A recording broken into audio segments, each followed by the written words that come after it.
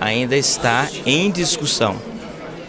E a verdadeira discussão começará no Congresso Nacional.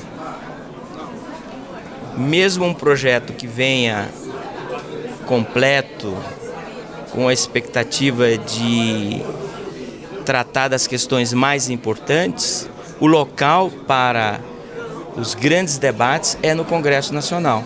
E os juízes estão fazendo o seu papel, porque essa é uma questão de Estado, não é uma questão de governo. Parece que tem dois pontos que já há um consenso, né? O plea bargain e as videoconferências. Essa pesquisa, uma pesquisa da MP mostra que os juízes entendem que essas duas medidas podem acelerar o processo e tornar mais eficiente. O senhor também pensa assim? Esta reunião de hoje é para nós analisarmos o texto legislativo que está sendo apresentado. Há uma concordância geral dos juízes, no sentido de que a impunidade no Brasil é algo que solapa os alicerces do Estado de Direito, que a corrupção destrói o princípio da soberania do voto popular e a confiança dos eleitores no seu sistema eleitoral, e que também nós temos que analisar todos esses sistemas na perspectiva da dignidade da pessoa humana, com grande preocupação em estabelecer regras que sejam adequadas, que combatam esses problemas e deficiências, mas que fortaleçam, ao final, o Estado democrático de direito do nosso país. A expectativa com relação à tramitação lá no Congresso deve ser fatiada? O que o senhor espera? O que vocês esperam com relação a isso?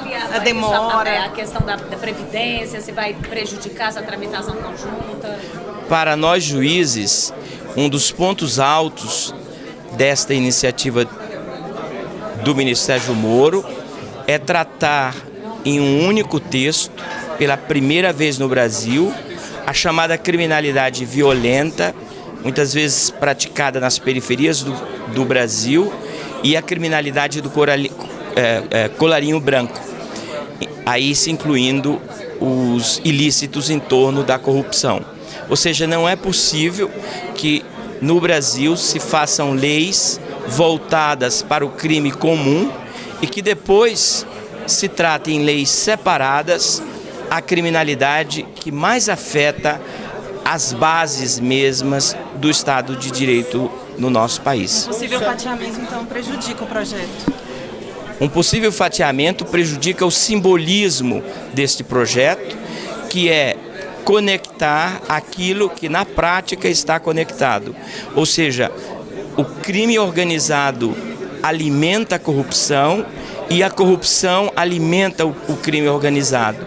A corrupção destrói a credibilidade das instituições, inclusive as instituições policiais, do Ministério Público, da magistratura e a própria forma como a população vê as suas instituições. De que maneira os recursos meramente protelatórios atrapalham o andamento do Superior Tribunal de Justiça e de que forma esse projeto pode ajudar? Os recursos são absolutamente necessários, porque no Estado de Direito nós não queremos condenar e nem podemos condenar quem é inocente. Mas há recursos que são apenas protelatórios e que visam não resgatar a verdade que eventualmente tenha sido perdida no julgamento anterior, mas levar à prescrição e, portanto, à não punição, à negativa do próprio direito. Ministra, fez a Justiça Eleitoral de não conseguir julgar os crimes mais graves. O que o senhor acha? Essa separação é bem-vinda na Justiça Eleitoral? Há crimes eleitorais que, pela sua gravidade, como Caixa 2, penso eu, devem integrar não a legislação eleitoral, não leis esparsas, mas o coração do direito penal brasileiro, que é o Código Penal. Ou seja, se o Código Penal é o estatuto que reúne os crimes mais graves que possam ser praticados contra a sociedade, contra a população, contra as instituições, contra bens fundamentais, é evidente que o Caixa 2 deve constar do Código Penal brasileiro. O governo já indicou que a Previdência é a prioridade máxima. Isso não pode prejudicar o andamento desse outro projeto? Os deputados e senadores já disseram que não vão atropelar, que não vão analisar de forma conjunta tudo ao mesmo tempo agora. Como é que o senhor avalia? São duas pautas diferentes, com enfoques e destinatários diferentes. A reforma da Previdência, absolutamente necessária, tem uma conexão muito forte com o mercado, no sentido de demonstrar que as contas públicas do nosso país serão estabilizadas e o déficit público reduzido e, se possível, até acabado. A pauta da lei anticrime é dar uma resposta à população brasileira, e não apenas ao mercado, aos milhões de brasileiros que sofrem com a violência, com o crime organizado, com a corrupção e que não pode sair de casa. Então, são pautas separadas, mas penso eu que convergem. Em vez de uma prejudicar a outra, o que nós temos são pautas que vão propiciar os deputados e senadores se dedicarem a um só tempo a questões que são fundamentais para o nosso país. Obrigada. Evento para falar sobre o projeto de lei anticrime, oportunidade de conversar com a magistratura estadual, federal, do trabalho, todos muito qualificados e todos com sugestões e críticas pertinentes aí ao projeto de lei anticrime. Como eu disse anteriormente, nós estamos abertos a sugestões e críticas. Deve ser apresentado na próxima semana, já que o presidente Jair Bolsonaro se restabeleceu. Certo? Na sua apresentação, o senhor indicou que a condenação em segunda instância pode sofrer uma resistência no Congresso? Não, eu acredito que já houve várias decisões do Supremo no sentido da constitucionalidade. E eu acredito, claro, que nós vamos conversar com os parlamentares e vamos tentar convencê-los de que essa é a melhor maneira para nós termos uma justiça no Brasil que funciona e que não leve décadas para chegar a uma decisão muitas vezes relacionada à condenação de criminosos perigosos. O sistema precisa ser mais eficiente e acredito que os parlamentares estão abertos a esse convencimento. Em que sentido o trabalho do STJ pode mudar com esse projeto? O trabalho do STJ? Sim. Como o senhor acha que vai alterar, vai ficar mais fácil para os ministros lidarem com a questão criminal? O Supremo Tribunal de Justiça hoje tem um excesso de processos, não é? Assim como o Supremo Tribunal Federal. Quando se valoriza as decisões das instâncias inferiores, da segunda instância, por exemplo, isso provavelmente vai levar a uma diminuição da carga de processos progressiva do Superior Tribunal de Justiça. Porque o simples fato de recorrer para retardar a efetividade de uma condenação criminal não vai ser mais um fator que conte tanto. Com isso, provavelmente vai haver um desestímulo a recursos de cunho meramente protelatório, que levem a alongar o processo. A última pergunta, porque eu tenho que ir, tá? O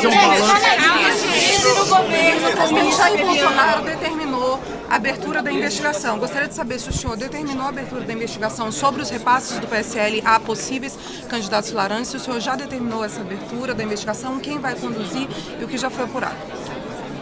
O senhor presidente Jair Bolsonaro proferiu uma determinação, a determinação está sendo cumprida. Então os fatos vão ser apurados e eventuais responsabilidades após as investigações vão ser definidas. PCC, ministro!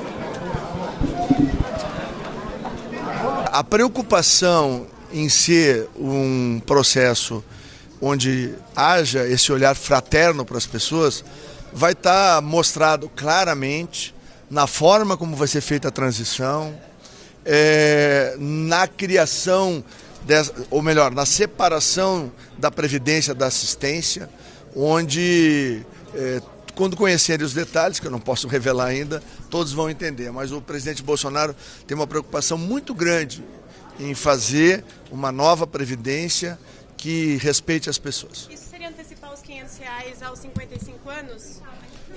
Acho que já não vai mais ser isso, mas de qualquer maneira, existem várias alternativas, o presidente vai avaliar e vai decidir. A rede de transição começa esse ano, ministro? Deve ser apresentada a reforma, se fica para o dia 19 e 21, como se previa, e qual é a sua sua expectativa de tramitação na Câmara para que seja aprovado ou ainda no primeiro semestre, fim, começo? Bom, ele vem, vamos lá, ele vem de São Paulo, já seguramente reviu mais de uma vez o que a gente deixou com ele.